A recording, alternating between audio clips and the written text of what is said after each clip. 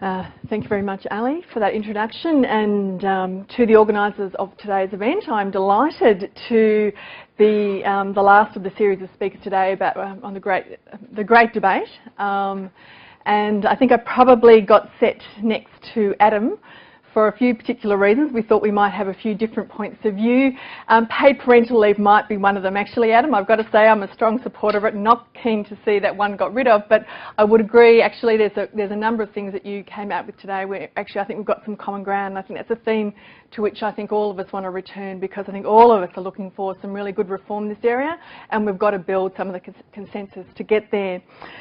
Before beginning, I would like to acknowledge the traditional owners of the land where we're meeting today, the Gadigal people of the Eora Nation. I think it's very important for us to remember that when we talk about land and wealth and where it all began. Look, ACOSS has a long history of involvement in tax and transfer reform. Indeed, we have a long history. I mean, ACOSS has been around now since 1956, and we are the peak body that speaks up for people who experience poverty and inequality in Australia, and that's obviously a very particular reason why it's important for us to be joining with you in this debate right now. Our vision is for a fair, inclusive and sustainable Australia as well, where all individuals and communities can participate in and benefit from both social and economic life. We're actually a part of a large network. We've got state and territory councils of social service around the country. And together we represent over 2,000 community organisations, some of which are some of the largest businesses in the country that employ large numbers of people, and we have both an extensive expertise about the issues that will be front and centre in this debate forthcoming, and also the community lived experience of life on the streets. And so I think that's a particular reason, as I say, for us to be involved. But we were one of the organisations seeking to influence the framing of this debate this time round. We certainly urged the Federal Treasurer to ensure that community voices were appeared large in the forthcoming tax forum and the processes around it. And so we were very pleased to see that this tax forum includes a significant community representation. ACOSS will of course be there. I'll be there. My colleague Peter Davidson, who has been involved in this area of work for a long time on behalf of ACOSS, will be there as well. And about half of the community representatives will be ACOSS voices in the debate, so watch out for us there.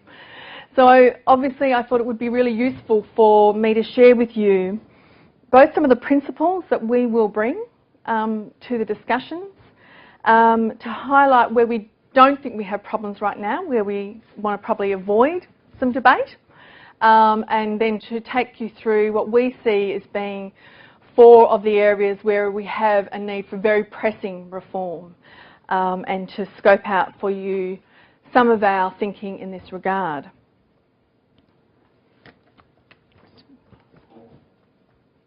Recross.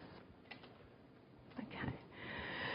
So firstly, just wanted to highlight a bit more about why we feel as the Council of Social Service it's really important for us to be in the debate. Look, community organisations, somebody asked me that last week actually, about why we would invest so much time in this work.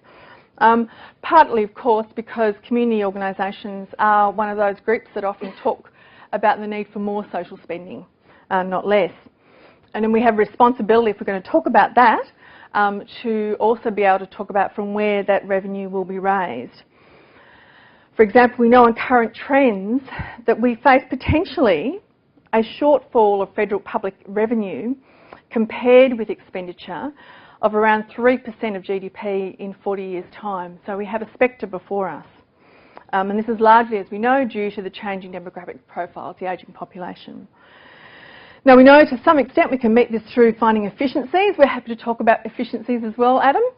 And to some extent we can find solutions through moving increasingly towards a user-pays system when it comes to provision of social services. From our point of view, we have to recognise the limits of a user-pays arrangement, because all of our experience shows that when you are relying solely on user-pays, those people who are on the lowest incomes, who are the poorest, who won't be able to pay for their use, will increasingly experience a second class poor quality system, whichever one you're talking about. And so we have to ensure that we have the revenue base, the revenue adequacy going into the future.